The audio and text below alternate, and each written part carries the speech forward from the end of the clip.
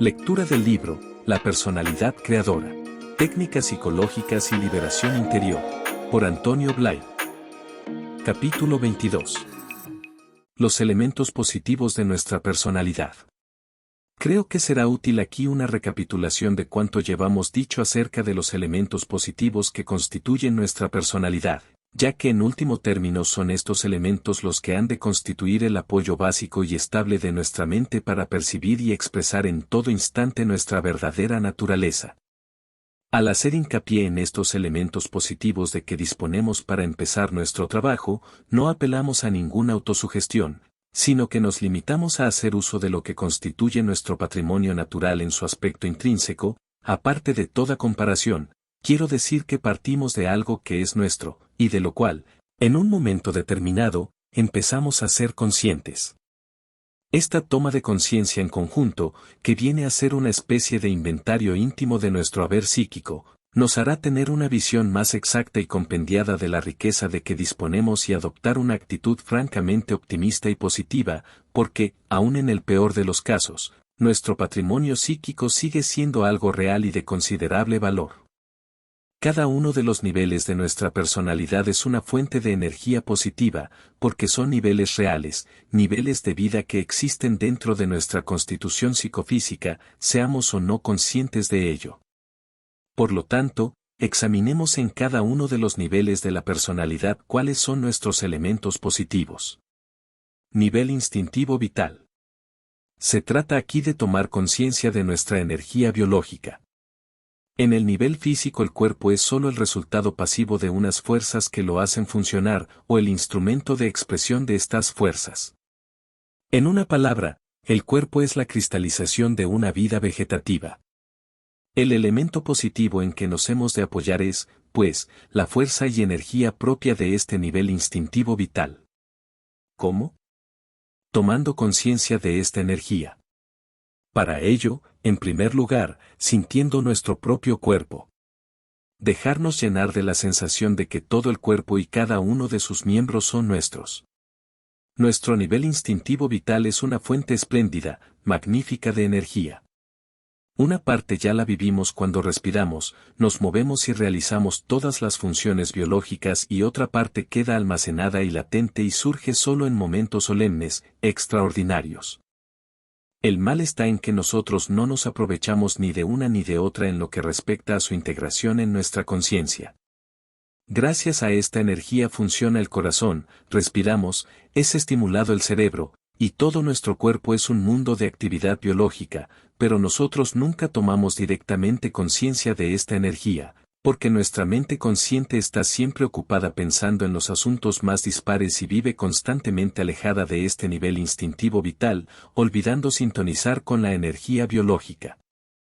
Solo rara vez ésta se le impone, cuando siente mucha hambre o cualquier otra necesidad muy imperiosamente. Mientras esto no ocurre, la energía biológica sigue su curso y la mente sus caminos sin encontrarse nunca en el plano de la conciencia, y al no pasar esta energía por la mente consciente, no incrementa la conciencia de la propia energía, es decir, la conciencia de realidad del yo. Si pudiéramos sintonizar nuestra mente con la energía que nos hace vivir, mover, respirar, etc., aumentaríamos en grado sumo nuestra conciencia de fuerza, de energía, de nosotros mismos, porque esta energía, cuando pasa por la mente, se convierte en experiencia consciente, por lo tanto desarrolla el yo experiencia en un nivel vital, ya que es energía auténtica, real.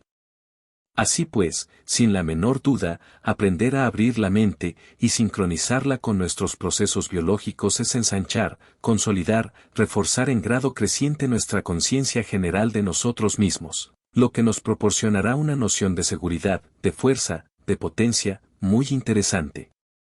Cuando una persona es consciente de su energía vital, adquiere seguridad, confianza en sí misma, optimismo espontáneo, sano, que surge por el simple hecho de vivir conscientemente la energía biológica siempre positiva. Aunque uno esté enfermo puede tener poca energía, pero toda la que hay en él es positiva, lo que uno es siempre positivo, conciencia de vivir, de moverse, de ejercitar las funciones en un plano biológico. Sintonizar la mente con nuestra biología es, por lo tanto, asentar nuestro psiquismo sobre una base elemental, pero sólida, positiva, real, es pisar terreno firme. Hablamos del desarrollo de la personalidad, lo que quiere decir que se ha de desarrollar todo lo que tenemos y hemos de empezar por lo que está más al alcance de nuestra conciencia actual y que estamos viviendo constantemente, nuestro nivel instintivo vital. Daremos algunos ejercicios, que a primera vista parece que nada tienen de particular, pero que son muy eficaces para tomar conciencia de esta energía. Nótese bien que en ellos lo fundamental es que la mente se abra para que este circuito de energía pase por ella y se convierta en experiencia positiva. No que vivamos pendientes de nuestra biología, sino que ampliemos la mente de modo que yo viva también mi biología. Esta vivencia de nuestra propia biología puede hacerse por partes de este modo. La salud, cuando todas las funciones de órganos, aparatos y sistemas de nuestro cuerpo se realizan normalmente, decimos que gozamos de buen estado de salud. Pues bien, nada más natural que ser conscientes de esto positivo que es tener salud, sentirnos con fruición llenos de salud, puesto que es un elemento positivo en nuestro haber. Nos invadirá entonces un gran optimismo y confianza en nosotros mismos, y adquiriremos una gran capacidad de acción. Las funciones orgánicas normales, comer, beber, movernos, eliminar, etc., en nuestra vida corriente solemos realizar todas estas funciones como si perteneciesen a otra persona, sin prestarles atención. Pero son funciones de nuestro organismo, que llevan aparejado a su ejecución un goce y una satisfacción, vegetativa ciertamente, pero positiva y en la que se dinamiza gran cantidad de energía. Disfrutemos, pues, conscientemente, del placer del acto de la comida, de la bebida, etc., sintiéndonos nosotros mismos dueños de nuestro organismo y ejecutores personales de nuestros propios actos orgánicos, y con ello aumentará la conciencia de nuestro yo, y se incorporará al yo la energía vital dinamizada en tales funciones. Lo mismo cuando nos movemos o realizamos cualquier ejercicio físico, no solo importa gozar del placer del ejercicio en sí, sino del ejercicio sentido como hecho por mi yo. Ser consciente de que soy yo quien estoy haciendo este ejercicio, o este movimiento con las manos, con los pies, etc., hasta que insensiblemente se forme el hábito de realizar todo movimiento corporal con la conciencia de que soy yo quien lo hago, sintiéndome poseedor de todos los miembros de mi cuerpo y ejecutor personal de sus menores movimientos. Esto me proporcionará la satisfacción positiva de sentir mi realidad, siendo así una sana fuente de optimismo. Precisamente uno de los principios en que se basa el Hatha Yoga es la toma de conciencia de la energía física, aunque ordenada a tranquilizar y controlar la mente para poder dedicarse mejor a un trabajo de concentración y meditación superior. Cuando lo que se busca es el ejercicio corporal por sí mismo, es decir, cuando se practica el deporte o la gimnasia, interesa mucho no atender solo al aspecto competitivo, en el deporte, o de perfecta ejecución, en la gimnasia, porque entonces se realizan las funciones con cierto automatismo, sino ejecutar los movimientos tomando conciencia de la energía desplegada en ellos, yo, practicando deporte o haciendo gimnasia. El ejercicio físico hecho así constituye una técnica muy importante de integración de energía en nuestro yo consciente, de la que ya hablamos en el capítulo relativo a técnicas de tranquilización. Las dos condiciones para que el ejercicio físico produzca los efectos mencionados de integración de energía son, 1, que se realice con lentitud imprimiendo vigor físico a su ejecución, y 2, que mientras se lleva a cabo, se atienda con la mente al hecho de que soy yo quien despliego tal energía. Aparte de la energía de que ordinariamente hacemos uso, incluida la que consumimos en la práctica deportiva, todos nosotros disponemos de reservas muy considerables y muy superiores de energía, que apenas rara vez o quizás nunca llegamos a utilizar. Lo vemos en las proezas de resistencia, de velocidad de reacción o de fuerza física de muchas personas en situaciones extremas de apuro o peligro. Es un elemento positivo, y tomar conciencia de que también somos esta energía aumentará nuestro sentido optimista y vigorizará nuestra personalidad. El impulso sexual es una de las fuentes más poderosas de energía. Su inhibición total, es decir, privar de toda salida, aunque sea a través de otros niveles, a estos impulsos, es causa de serios trastornos. Más aún si, por una educación defectuosa, se asocian a este impulso ideas negativas. La utilización ordenada del impulso sexual, mediante su uso moderado o la represión del mismo, pero liberando siempre la energía sexual por niveles más elevados, lleva al individuo a la afirmación de su personalidad de acuerdo con su sexo. La respiración es, también en el nivel vital, una gran fuente de energía. La inspiración tiene efectos estimulantes. Una técnica de estimulación psíquica consiste precisamente en hacer una serie de inspiraciones lentas, mientras las expiraciones se efectúan con mayor rapidez. Se induce así un estado de ánimo optimista y eufórico. Por el contrario, la expiración es de suyo sedante. En el citado capítulo de técnicas de tranquilización queda explicado el papel que en la incorporación de energías al yo desempeña la función respiratoria. El descanso, cuando después de un intenso trabajo físico, experimentamos la necesidad de descansar, solemos echarnos estirados sobre un diván o sobre la cama y perder el control de nuestra mente, dejándola divagar. El descanso, naturalmente, después de la fatiga, es una reparación de la energía vital, parte de la cual ha sido consumida, pero al mismo tiempo ha promovido una serie de reacciones que han enriquecido la capacidad energética de nuestros músculos y de nuestro organismo en general. Mientras se descansa, la sensación de bienestar que se experimenta se debe a la reabsorción de ese remanente de energía que enriquece el organismo. Pero este proceso natural puede aprovecharse al máximo no dejando divagar la atención, sino centrándola en la sensación de descanso y de relajación que va unida a cada expiración de aire. Utilicemos estos momentos para ser conscientes de la sensación de descanso y disfrutar de ella. La práctica del descanso consciente constituye una técnica, la relajación consciente, utilísima, tanto para relajar el organismo y la mente como para integrar esta energía de que hablamos en nuestro yo. De la relajación consciente tratamos con detalle en el capítulo sobre técnicas de tranquilización. Nivel afectivo-emotivo. La afectividad es una fuerza de eficacia extraordinaria sobre todo nuestro psiquismo. La mayor parte de los problemas psíquicos, graves y leves, y aún de los problemas que se nos presentan en la vida diaria y que nos impiden nuestro normal funcionamiento, afligiéndonos en diversa proporción, son de índole afectiva. Incluso la fatiga se debe, la inmensa mayoría de las veces, no a que el trabajo efectuado haya sido excesivo o muy grande, sino a que lo hemos realizado en estado de tensión emocional, siendo entonces la emoción negativa una resistencia que nos ha convertido en verdadera carga el trabajo que estábamos realizando.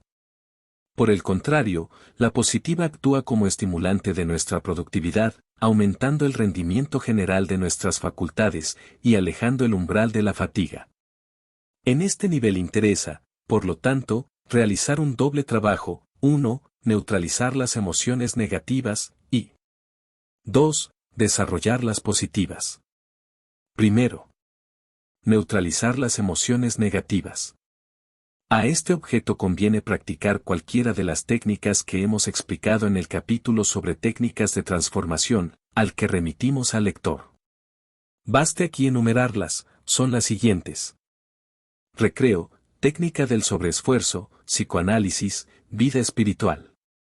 Mediante estas técnicas se da salida a las inhibiciones que durante años se han ido acumulando en nuestro inconsciente y condicionándonos negativamente, siendo causa de nuestros complejos y de nuestra inseguridad. Al descargar el inconsciente, las primeras que suelen salir son las emociones reprimidas. Para abrir el inconsciente y facilitar la descarga emotiva se utiliza el siguiente procedimiento: suprimir el control que la mente consciente ejerce de continuo sobre nuestros actos, impidiéndonos ser espontáneos y naturales en la expresión de nuestra afectividad. Es precisamente esta vigilancia constante de la mente que se adelanta a la afectividad ordenando, por ejemplo, ahora conviene decir que sí, ahora que no, ahora debo tener paciencia, etc. Por el miedo a que surjan dificultades, la que, mantenida durante todo el día y convertida en mecanismo habitual y automático, produce la fatiga. Conseguir que cada día cese por unos minutos esta censura es abrir paso a la afectividad reprimida que pugna por expresarse, y con ello cortar de raíz una de las principales causas de la fatiga y de nuestros problemas.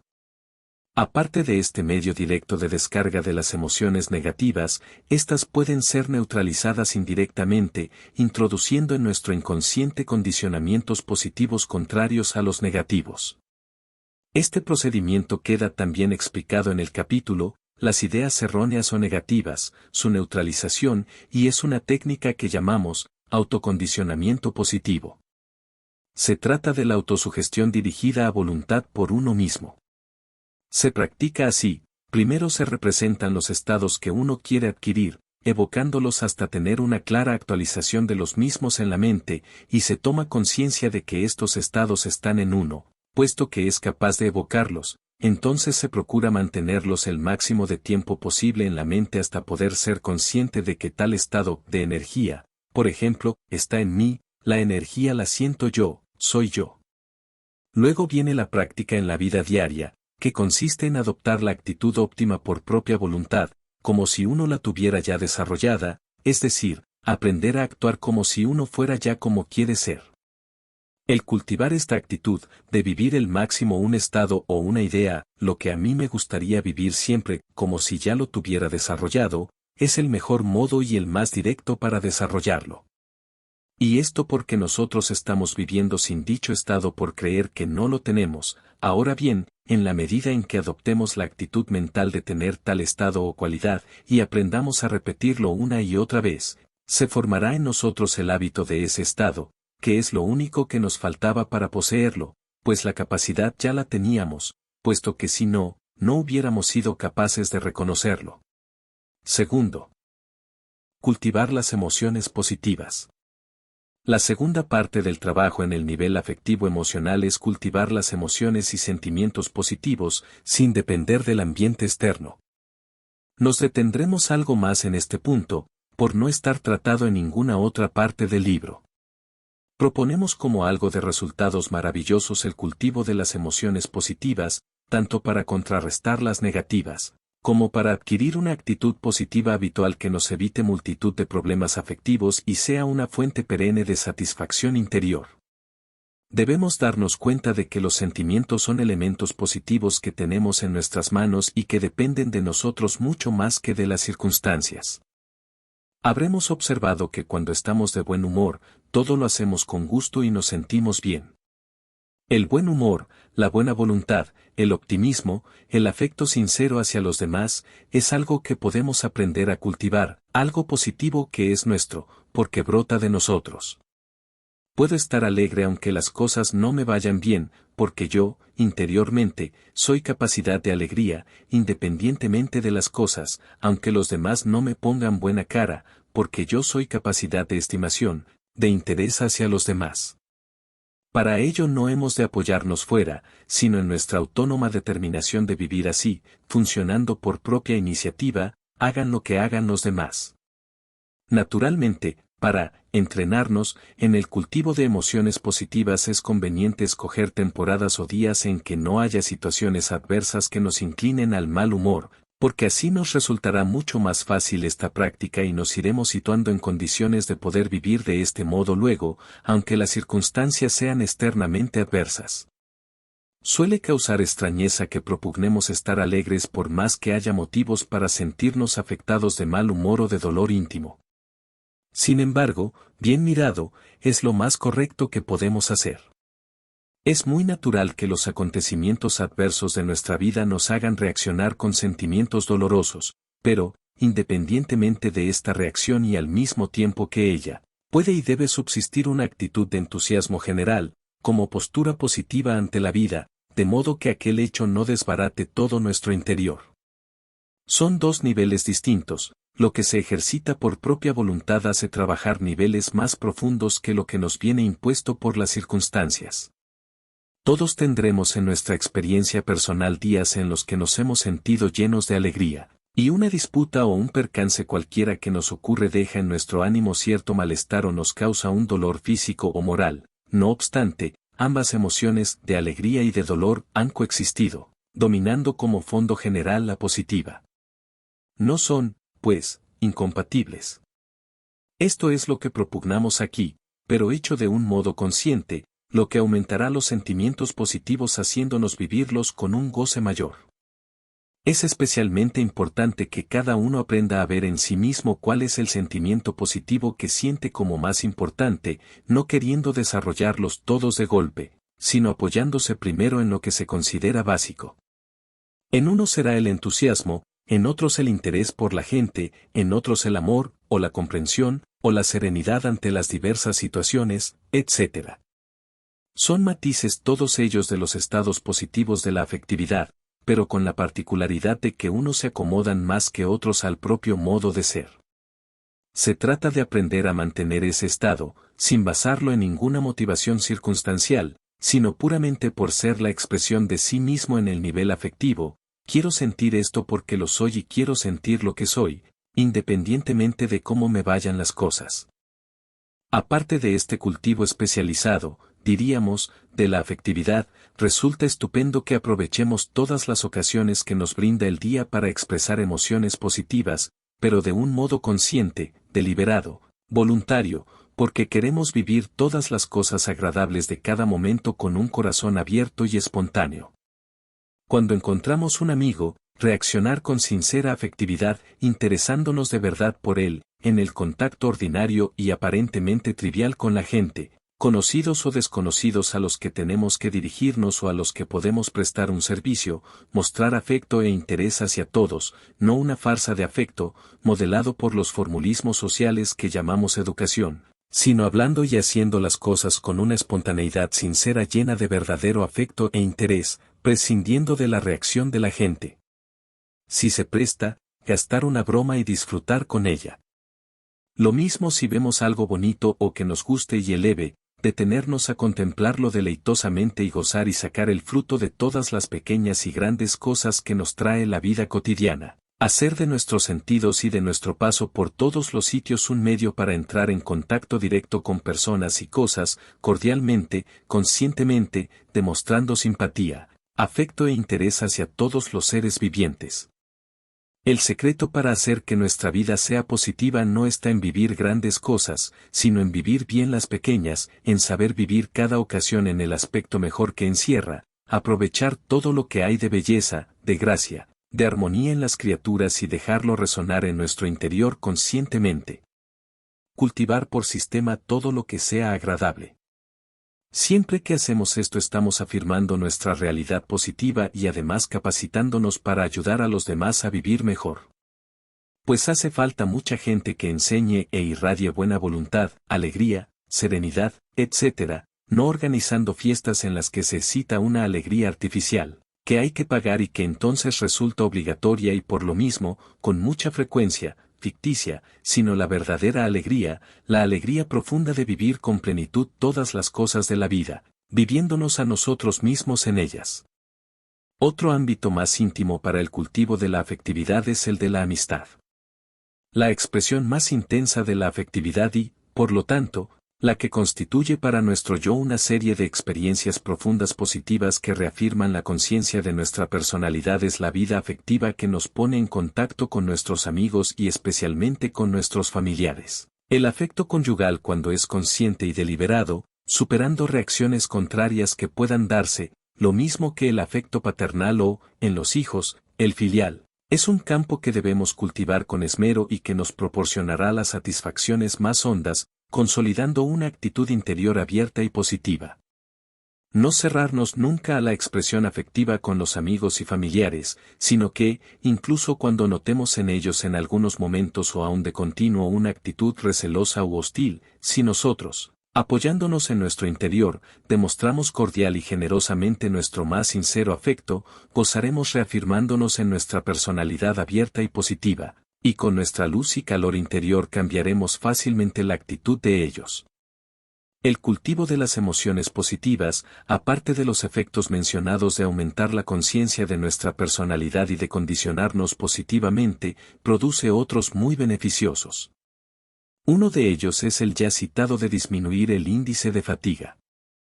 Y otro el de tranquilizar la mente concreta, ya que en los procesos de esta influyen mucho las resonancias afectivas. Cuando uno se siente herido en su amor propio es la emoción la que estimula la mente para ir pensando y dando vueltas a 1000 ideas en torno al mismo tema. El cultivo de emociones positivas hace funcionar también positivamente a la mente concreta. Nivel mental concreto. Para que la mente pueda ser para nosotros una fuente de energía y un factor positivo de nuestra personalidad es preciso que esté educada, y para ello se requiere que tenga ideas claras, definidas en las que apoyarnos.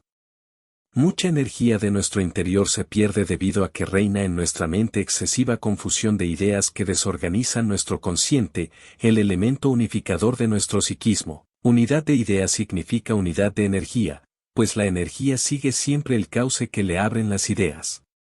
No nos referimos aquí solo a las ideas conscientes, las que se están pensando deliberadamente, sino al contenido mental en general.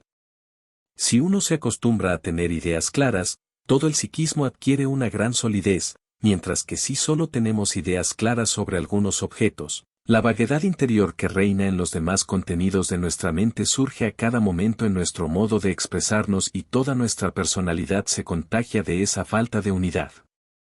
Se trata, pues, de tener ideas precisas, bien definidas y bien concretas, catalogando cada cosa con toda exactitud, según su pleno significado, y abarcando la visión de todos sus contrastes y sus asociaciones, lo que determinará en nuestra mente una estructura geométrica, regular, exacta de todos sus contenidos, habituándose así la mente a trabajar automáticamente de un modo orgánico con el resto de los contenidos mentales.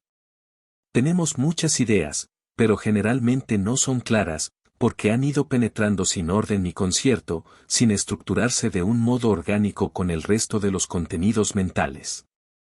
En todo caso han venido del exterior y las hemos colocado dentro como quien pone libros en los anaqueles de una estantería, sin crítica ni asimilación. ¿Qué hacer? La empresa de reorganizar nuestra mente para que sea un elemento positivo de nuestra personalidad requiere, por un lado, estudio, formación intelectual, etc. Pero principalmente es imprescindible llevar a cabo con cierta frecuencia un verdadero inventario de nuestros valores mentales. Cada uno tiene que situarse frente a sí mismo y, sin prisas, con toda calma, empezar a plantearse preguntas concretas sobre toda clase de objetos relacionados consigo mismo, pero de un modo ordenado y buscando no respuestas especulativas en las que la razón inventa por qué y para qué, sino experienciales y vitales, es decir, sin dejarse guiar por valores prefijados, mirando y tratando de descubrir tan solo la verdad que le hace a uno vivir, su verdad en cada orden de cosas. Para ello el sujeto, yo, planteo la pregunta con toda claridad, y luego dejo que se despierten dentro las resonancias que en los diversos niveles de mi personalidad me darán de modo natural mi verdadera respuesta. Cuando se han dejado sedimentar, pues veremos que unas tienen más fuerza y consistencia que otras. Pero esto no siempre resulta tan sencillo y será conveniente añadir para dar con la respuesta cierta otros dos procedimientos. 1. La atención durante el día, la atención central por la que somos a la vez conscientes del exterior y de nosotros mismos ante las cosas.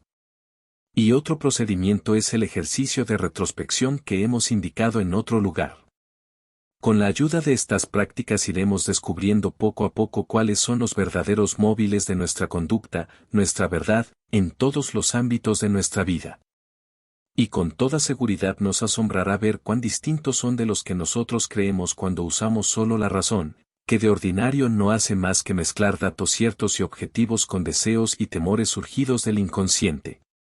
Vamos a dar a continuación un índice de las principales preguntas sobre las que interesa investigar nuestra verdad, a fin de tener sobre ellas ideas fundamentales claras, amplias y positivas. 1. ¿Qué soy yo? ¿Qué concepto sincero tengo de mí mismo?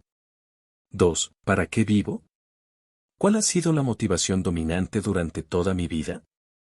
3. ¿Cuál es mi actitud real hacia mis semejantes? 4. ¿Cuál es mi actitud real hacia Dios?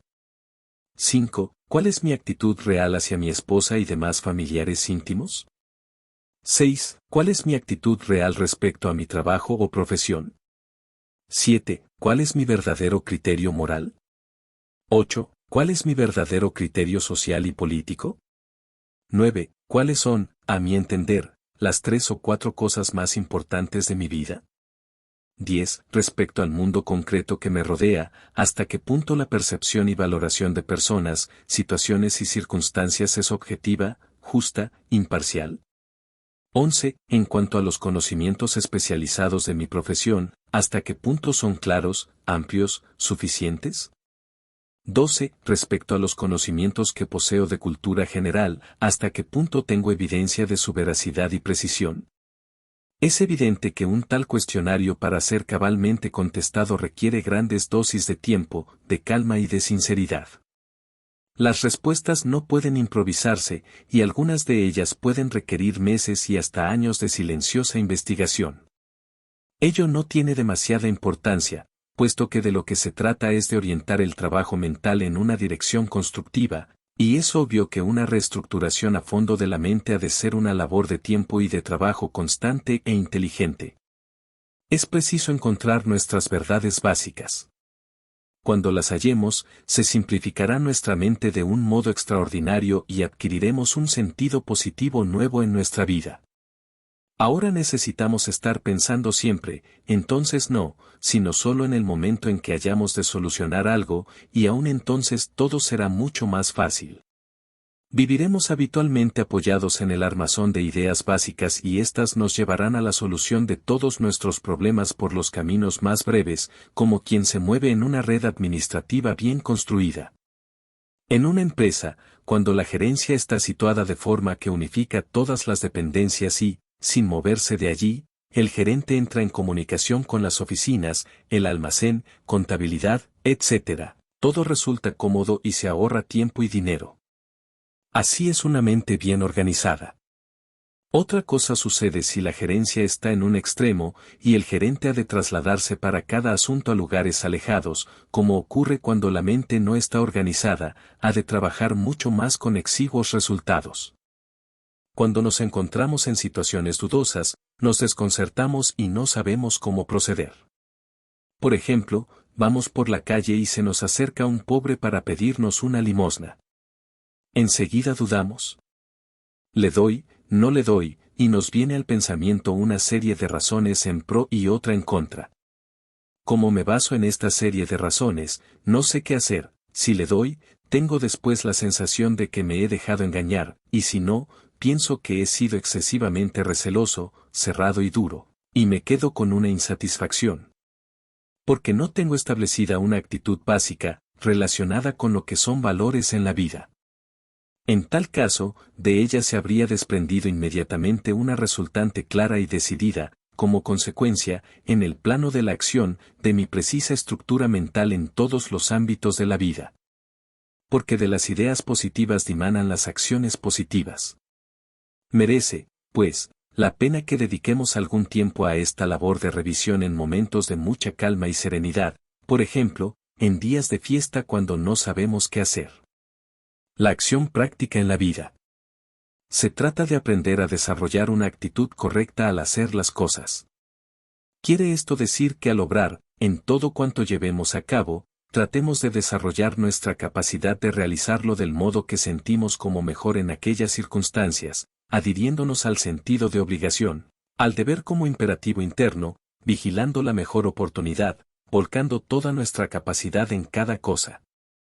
Las cosas se aprenden haciéndolas, las capacidades se desarrollan actualizándolas en la acción. Y nuestra capacidad de acción crecerá haciendo cada cosa del mejor modo posible. Es el modo más rápido de desarrollar nuestra eficiencia. Si he de tomar una nota, pensarla y escribirla del modo más perfecto, aunque sea muy breve, si he de hablar con un señor para comunicarle una negativa, decírselo de modo que, a ser posible, no solo no se moleste, sino hasta que lo acepte bien y gane en él un amigo, al subir al ascensor, si sale al paso, saludar al portero del mejor modo. No guardar ese mejor modo para las ocasiones difíciles en que nos jugamos algo importante. El mejor modo es para usarlo en cada momento, cuando estamos solos, cuando comemos, cuando jugamos, cuando conversamos, en todas las pequeñas cosas de nuestra vida cotidiana. No queremos decir con esto que hemos de vivir con rigidez de acuerdo con una etiqueta que reglamente todos nuestros actos. Por el contrario, se trata de obrar con espontaneidad y libertad, Y esto se logra con solo estar del todo presentes en cada cosa, entonces salen del mejor modo. Precisamente por eso no hemos de dejar este mejor modo para las cosas que consideramos importantes, pues todo es en realidad importante, ya que todo es una afirmación de nosotros mismos. Es un instante de vivirnos a nosotros mismos, y al mismo tiempo de vivir en contacto con alguien, de expresar algo nuestro. Es el momento nuestro lo importante, no la cosa concreta, aunque en sí ésta pueda serlo respecto a otros valores, como ganarse la vida, adquirir prestigio, obtener una recomendación, seguir unos ideales, etc. En cada momento somos nosotros los que nos afirmamos, los que estamos viviendo, y esto es lo importante, porque representa nuestra continuidad de conciencia. Yo no soy más importante en unos momentos que en otros, yo soy yo del todo en cada momento. No tengo que depender, por lo tanto, de los hechos ni de las personas, sino apoyarme en mí y vivir cada hecho con toda mi plenitud, como si cada uno fuera el más importante, pues cada uno me sirve para tomar conciencia de mí mismo y aumentar mis experiencias positivas. Se trata de obrar de modo inverso al que acostumbramos. Nos solemos apoyar en los hechos, en el exterior, que un hecho nos resulta importante, agradable, entonces todo es interés, optimismo, pero si es desagradable, enseguida surge el desaliento o la indiferencia o la grosería, como manifestación de la acritud interior. Pero esta actitud es una grave equivocación, no hemos de depender del hecho, sino aprender a apoyarnos en nosotros mismos y desde allí dentro hacer cada cosa del mejor modo posible. Si se cultiva un poco esta actitud se verán los espléndidos resultados que produce en la vida familiar, entre los cónyuges, o de los padres para con los hijos, y viceversa, igual que en el trato con los amigos, vecinos, conocidos, en el trabajo, etc., aparecerá una personalidad que empieza a mostrarse en toda su natural espontaneidad y en la medida real de sus capacidades. Es a esto a lo que llamamos disciplina en la acción, aprender a actuar con totalidad y con la máxima perfección en cada acción. En realidad, abarca cuanto llevamos dicho en todo este capítulo. Si lo separamos por niveles de la personalidad, tendremos 1. Despliegue de la energía vital, 2. Aplicación al plano afectivo, desarrollando las emociones y sentimientos positivos, 3. Idem al plano mental, estableciendo en nuestra mente un armazón de ideas claras, amplias, positivas, y 4. Adiestramiento o formación del hábito de hacer bien lo que se está haciendo. Uno de los principales problemas que surgen en la práctica es que estos niveles no marchan al unísono, como si al obrar las distintas facultades se desviasen en diferentes direcciones. Nuestro nivel afectivo está deseando una cosa, nuestra mente piensa en otra, nuestros hábitos nos inducen a otra, hay una constante dispersión. De tal modo que podríamos decir que en nuestra vida existen varios sectores que viven independientemente unos de otros y que casi se desconocen y aún a veces se contraponen. Tenemos, por ejemplo, una personalidad propia en la familia, todo un tipo de vida, de ideas, de conducta, en el trabajo muchas veces adoptamos otra personalidad distinta, con otros valores, otras actitudes, otra conducta. Incluso nos sentimos a nosotros mismos viviendo diferentemente de cuando estamos en familia o con los amigos o solos, algo así como si en nuestro interior hubiera varios tipos de vivencia y varias escalas de valores. Esta desintegración de la personalidad representa una sensible pérdida de rendimiento. Es sumamente importante como elemento básico positivo de la personalidad, conseguir la integración de todos estos niveles antes de pensar en desarrollar cada uno de los demás elementos positivos antes mencionados. ¿Cómo conseguir esta integración? El método práctico más sencillo y más a nuestro alcance es algo que parece una cosa menuda e ineficaz, la práctica de la atención reflexiva, de la autoconciencia mientras estamos haciendo las cosas. Normalmente, nuestra atención está pendiente del objeto y cuando lo estamos de nosotros mismos es solo en nuestra relación con el mundo de contenidos que representa el objeto, estableciéndose así unos instantes de unidades funcionales, yo-objeto, tal yo respecto a tal objeto, que forman un modo de vivirme a mí mismo aparte de otros que me relacionan con otros objetos. Solamente existe una posibilidad de integrar en uno solo estos planos distanciados entre sí, refiriéndolos a un centro o eje común en torno al cual se reorganicen adquiriendo unidad. Y este eje común es la conciencia reflexiva de mí mismo. No puede haber ningún otro eje que sea sólido y real, el vivir todas las situaciones, no solo en la medida de mis deseos, de mis conveniencias, de mis aptitudes o de mi educación con respecto a los objetos concretos, sino dándome cuenta de que soy yo el que estoy valorando esto así, el que estoy reaccionando de esta manera, con la conciencia presente de mí mismo como espectador, que es entonces exactamente la misma que adopto después en otra actitud y en todos y cada uno de los planos en que ordinariamente me disocio. Esta conciencia reflexiva es la única que es idéntica, por lo tanto la única apta para servir de eje alrededor del cual se irán integrando toda la gama de mis vivencias.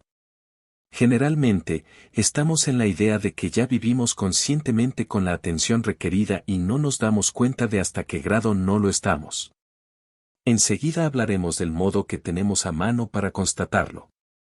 La atención como espectador o atención central puede desarrollarse en profundidad y en continuidad.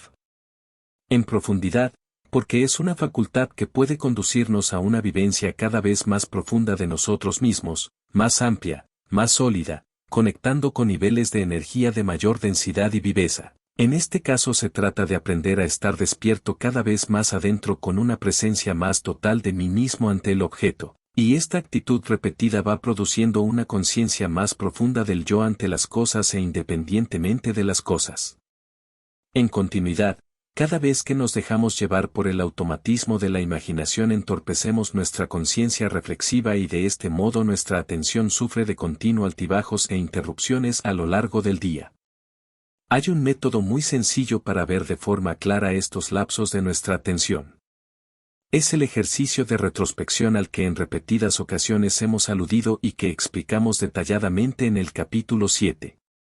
Practicándolo se echa de ver que hay muchas lagunas a lo largo del día, que no se pueden recordar y otras que están borrosas o que difícilmente se reviven, nos recordamos por ejemplo en la oficina, en el taller, etc. y de repente nos vemos en casa, pero no podemos reproducir el hecho de ir de un sitio a otro, lo que quiere decir, sin duda alguna, que el trayecto se hizo automáticamente, con la mente lejos de la acción, pues todo lo que se vive con atención, con conciencia queda grabado en la mente, y no queda si se vive con la mente ausente.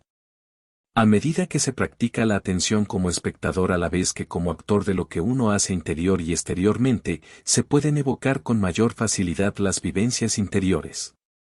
Y se realiza la progresiva integración de las distintas facetas de la personalidad, un yo que mira, que toma conciencia de tal debilidad, de tal energía, de tal ambición, de tal miedo. Y alrededor de la conciencia de este yo se van uniendo y asociando todos los contenidos, que se reorganizan formando un único sistema.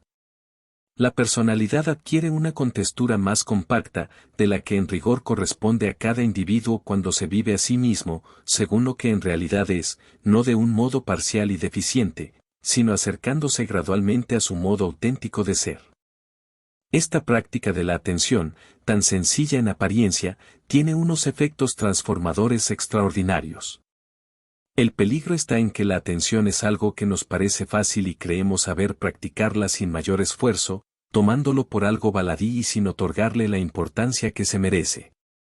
Sin embargo, el hecho es que solo cuando se da esta atención mantenida el mayor tiempo posible hasta hacerla algo habitual, la mente dispone simultáneamente de todo el material que hay dentro, porque todo está unificado, con lo que la persona percibe en cada momento las cosas con una gran amplitud, pudiendo relacionar con el objeto percibido un número crecido de datos y teniendo una capacidad de reacción mucho más rica y potente, es decir, que se consigue una ampliación de la capacidad de respuesta. Y no olvidemos que en la vida triunfan no los que son muy superiores a los demás, para vencer en cualquier lucha basta ser solo un poco superior, es la pequeña diferencia la que decide el triunfo o el fracaso. No busquemos resultados espectaculares, son las luchas pequeñas de cada día, en nuestras obligaciones menudas, en el trato con amigos y desconocidos, en todos los aspectos de nuestra vida, incluso respecto a nosotros mismos, las que conducen a la gran victoria que es la realización completa de la propia personalidad. Hay un proverbio chino que dice, una excursión de 1000 kilómetros empieza por el primer paso.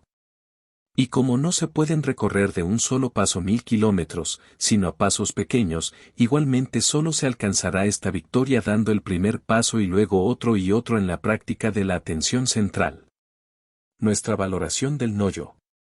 Otro elemento positivo de nuestra personalidad es la ingente energía acumulada en nuestro interior a nombre del no-yo.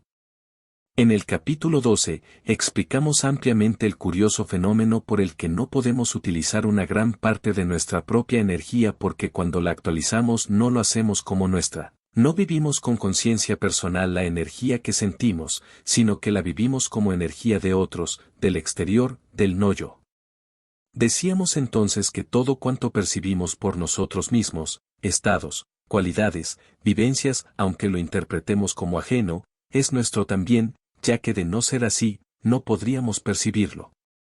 Pero hasta ahora casi siempre que hemos percibido algo del exterior, lo hemos hecho viviéndolo solo como cosa externa, que no es nuestra, cerrando el contacto con nuestro yo, sin sentirlo en primera persona.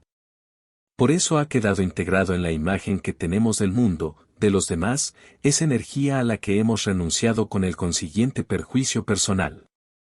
De este modo nuestra energía actualizada ha quedado escindida en dos zonas, una, la que hemos vivido como nuestra, integrada en el yo, otra, la que hemos vivido como no nuestra, que ha vitalizado el polo del no-yo.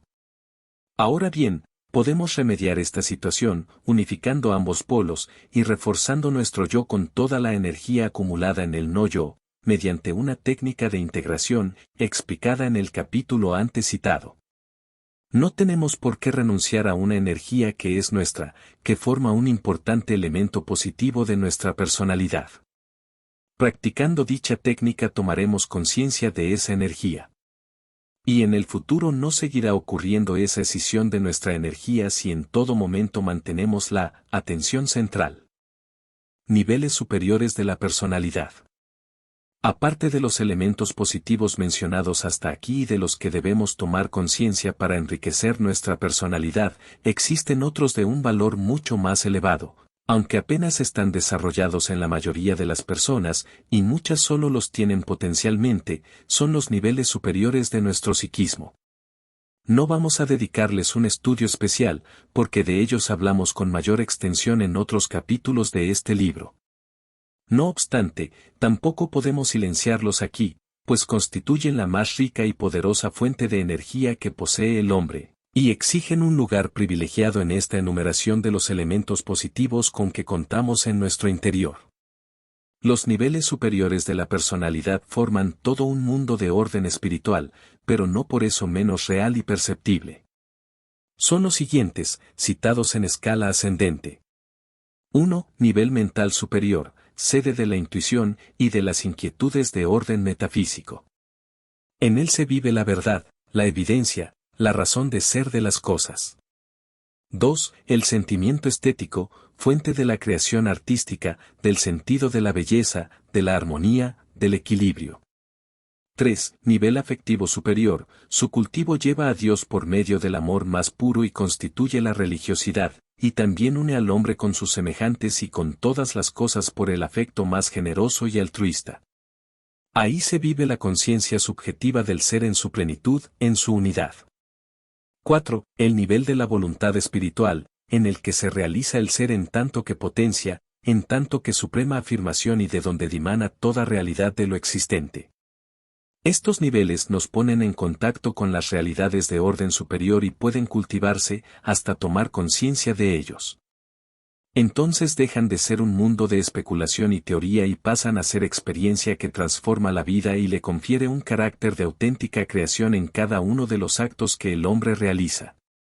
Ser conscientes de estos niveles, de cualesquiera de ellos, hasta convertirlos en experiencia habitual, por lo tanto, no simplemente teorizar sobre ellos de palabra o por escrito, hace del hombre un ser libre de toda identificación y con una personalidad madura y adulta. La base real de nuestros verdaderos valores. Nuestra realidad interna, básica y esencial procede principalmente de dos fuentes, opuestas o complementarias, que constituyen los polos axiales de nuestra personalidad profunda. A. La energía elemental, que podríamos también denominar energía material, de la que principalmente derivan las estructuras o niveles elementales personales, cuerpo físico, instintivo vital, afectivo y mental concreto. B. La energía superior, o energía espiritual, que da origen en especial a los niveles superiores o transpersonales, mente superior, afectividad espiritual, que incluye también los sentimientos estéticos y morales, y la voluntad creadora o espiritual. De estas dos energías básicas, y de su fusión, procede todo el dinamismo de los niveles de la personalidad y toda la noción subjetiva de realidad que poseemos. De ahí procede todo nuestro vigor físico, psíquico y espiritual, y también procede de estas fuentes la fuerza con que vivimos las cosas externas y la consistencia e importancia que descubrimos en ellas. Y es interesante constatar que ambas fuerzas primordiales tienen un carácter impersonal, puesto que están más allá de todas las diferenciaciones individuales. Los rasgos propios de cada individuo que le diferencian de los demás, en efecto, se estructuran más en la superficie y se nutren de esta energía básica elemental que comparte con las demás personas. Y esto ocurre no solo respecto a las energías primordiales en sí mismas, sino también con sus derivaciones más inmediatas, los impulsos básicos y las facultades básicas. Todo ser humano tiene las mismas necesidades primordiales, comer, dormir, amar, comprender, etc., y tiene las mismas facultades esenciales, conducta instintiva, amor, inteligencia, voluntad, decisión, etc. Si bien el grado y la forma de expresión de estas necesidades y facultades pueden variar enormemente según las diferencias individuales y según la presión y calidad de su medio ambiente. Así pues, la verdadera base de nuestro valor, de nuestro sentido de realidad, de importancia, de plenitud y todas cuantas cosas estamos buscando afanosamente en nuestra vida cotidiana reside en estos planos profundos, tanto de los niveles materiales como espirituales, planos que compartimos con todos nuestros semejantes por debajo de las diferencias individuales. La misma fuente que alimenta mi necesidad de absoluto, mi reivindicación de verdad, de poder y de felicidad, es la que está alimentando también estas necesidades en cuantos me rodean. Mis valores reales, básicos y esenciales, los estoy compartiendo con todos los demás, son lo que tengo en común con mis semejantes. Lo que me distingue de ellos, lo que me diferencia e individualiza, son tan solo aspectos cuantitativos o cualitativos de aquellas cualidades básicas comunes. Yo soy, y mi ser se expresa básicamente en energía, voluntad de vivir, deseos de bienestar, inteligencia, voluntad, aspiraciones de poder, de amor, de verdad, de bondad y de belleza, en la necesidad de autorrealización y en la necesidad de Dios. Y este hecho de ser y de expresar mi ser en estas tendencias, necesidades y aspiraciones a través del ejercicio de mis facultades físicas, instintivas, afectivas, mentales y espirituales, es una participación del mismo hecho, idéntico, que son y expresan los demás. Después viene el hecho de que mi cuerpo tiene determinadas características individuales, que mi afectividad posee ciertos matices, que mi inteligencia llega a un grado A, B o C, que mi sentido estético se inclina con más habilidad hacia la música o la pintura, y, en fin, que mi necesidad de lo espiritual se hace sentir con tal o cual urgencia. Paralelamente, se añade también que he recibido determinada educación, que he tenido en mi vida tal tipo de experiencias, y que estoy viviendo ahora en un ambiente de ciertas exigencias y concesiones. Y todo esto da a mi personalidad una configuración única, un perfil propio, que la diferencia y distingue de todas las demás personalidades. Pero todas estas diferencias individuales se apoyan, se fundamentan y se nutren de aquellas cualidades primordiales que constituyen esencialmente mi ser y mi existir. Hacemos tanto hincapié en estas reflexiones, que quizás parecerán demasiado abstractas y complicadas a algunos lectores, porque ocurre que siendo incapaces de tomar conciencia directamente de estas realidades esenciales de nuestro ser, debido al funcionamiento tan superficial de nuestra mente, pero empujados también por la necesidad de total afirmación, de plena evidencia y de completa felicidad procedente precisamente de tales realidades, nosotros tratamos de conseguir tal afirmación, tal evidencia y tal felicidad a través de nuestras cualidades accesorias individuales. Lo esencial, hemos dicho, es lo que tenemos en común. Lo accesorio, lo que tenemos de diferente. Yo quiero llegar a ser muy fuerte, muy inteligente, muy listo, precisamente porque no soy bien consciente de mi energía básica actual, de mi capacidad natural de conocer, de mi habilidad innata para aprender a resolver situaciones. Necesito hinchar mi yo idea con una serie de cualidades que, teóricamente, me sitúen muy por encima de los demás, precisamente porque no soy consciente de toda la inmensa afirmación, de la total realidad, plenitud y evidencia que hay en la base de mi propio ser al que llamo yo. Por la misma razón, siento la necesidad de tener mucho dinero, de llegar a ser persona importante, necesaria, admirada. Quiero llegar a una afirmación total de mi realidad a través de una cualidad externa, parcial, accesoria, sin apercibirme de que la única afirmación verdadera, la única que puede llenarme de veras, la única que es permanente, es la procedente de tomar conciencia de mi ser y de mis facultades básicas esenciales. Al fin y al cabo, toda esa necesidad de importancia y de felicidad procede precisamente de la exigencia de esta naturaleza profunda de nuestro ser. Solamente desplazando nuestra conciencia de la periferia al centro podremos resolver el problema de nuestra afirmación total. Solamente así podremos saciar nuestra ansia de verdad, de seguridad, de poder, de amor, de paz. Solamente así nos podremos acercar de veras a Dios. Porque si nuestro yo esencial nos da la sed de absoluto, es porque el absoluto es la fuente del yo y, por consiguiente, el único camino que conduce al absoluto pasa necesariamente por el centro de nuestro yo. El secreto de la seguridad, del poder, de la serenidad no está en apoyarme en ninguna de mis diferencias, no está en hacer ninguna comparación, sino en el hecho de vivir en primer lugar lo que yo soy intrínsecamente en mí mismo, desde mi centro a mi periferia. Yo me he de definir, me he de conocer y me he de vivir, en primer término, por lo que soy yo mismo, esto es, tomando conciencia de mis energías y facultades centrales. Y solo después podré compararme con los demás para completar la definición de mi personalidad. Pero la dificultad, el error, consiste en que tendemos poderosamente a definirnos solo por las diferencias, a conocernos solo por comparación. Acostumbramos a identificar a una persona en tanto que listo o elegante o poderoso o tonto, en vez de identificarla primero como un ser con unas características básicas absolutamente iguales a las de los demás hombres y, en segundo lugar, a las propias individuales. Nos parece que esta aceptación de su naturaleza básica ya está implícita en nuestras reacciones, pero de hecho no es así. Todo sentimiento de inferioridad o de superioridad se apoya precisamente en este defecto. Porque la persona tiende a definirse por lo que tiene en menos o en más que los demás. Si tales personas vivieran realmente conectadas con sus cualidades básicas, no podrían existir tales sentimientos de minusvaloración o de sobrevaloración. Existirían, no hay duda, superioridad o inferioridad de unos respecto a otros, pero estas diferencias no se vivirían como afectando a la valoración del yo.